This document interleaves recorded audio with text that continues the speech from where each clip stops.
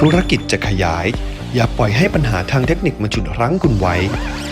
ทั้งปัญหาเรื่องความเข้ากันไม่ได้ของอุปกรณ์ต่างชนิดต่างยี่ห้อต่างระบบทำให้การวางระบบในการทำงานมีปัญหา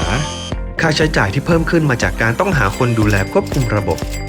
เวลาที่เสียไปกับความยุ่งยากในการเชื่อมระบบหลายระบบเข้าด้วยกันหรือแม้กระทั่งความกังวลใจในการควบคุมกิจการของคุณเอง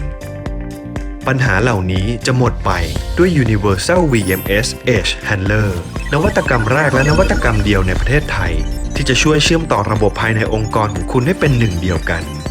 เพราะ Universal VMS Edge Handler ถูกสร้างมาเพื่อเชื่อมต่อทุกอุปกรณ์ขององค์กรคุณเข้ามาที่ศูนย์กลางไม่ว่าจะระบบดิจิตอลหรืออนาล็อกรุ่นใหม่หรือรุ่นเก่ายี่ห้อที่แตกต่างกันหรือแม้แต่อุปกรณ์ต่างชนิดกันทั้ง IP Camera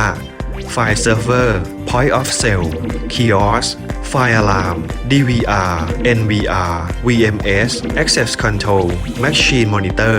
ระบบ Smart City และทุกอุปกรณ์ที่มีจอแสดงผล Edge Handler ก็เอาอยู่นอกจากนี้คุณยังสามารถสั่งการระยะไกลแบบ Two-way Communication ได้แบบ Real Time ทำให้คุณสามารถบริหารจัดการระบบของคุณได้อย่างมีประสิทธิภาพโดยไม่ต้องอาศัยผู้เชี่ยวชาญเฉพาะทางจำนวนมากอีกต่อไป